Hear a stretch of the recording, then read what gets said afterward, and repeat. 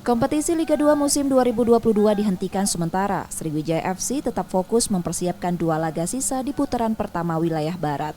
Sriwijaya FC memiliki 2 laga sisa menghadapi PSPS Riau dan laga tunda kontra Karo United. Nur Iskandar dan kolega optimis mampu raih poin penuh dari 2 laga itu. Mampu meraih 6 poin, Sriwijaya FC diprediksi naik ke posisi 2 besar klasemen sementara wilayah Barat.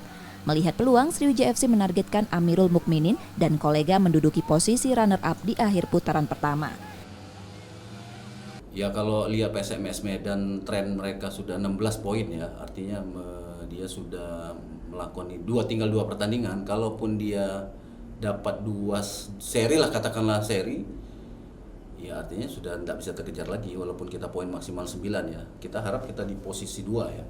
Dengan harapan Semen Padang, ya kalau Semen Padang pun menyisakan pertandingan dia menang juga ya, artinya selisih gol ya. Tapi harapan kita di bawah PSMS lah, gitu, di ranking 2 gitu. Saat ini posisi skuad Sriwijaya FC masih tertahan di peringkat ketiga klasemen sementara wilayah Barat dengan raihan 11 poin dari 6 kali pertandingan. Nur Muhammad, Kompas TV, Palembang, Sumatera Selatan.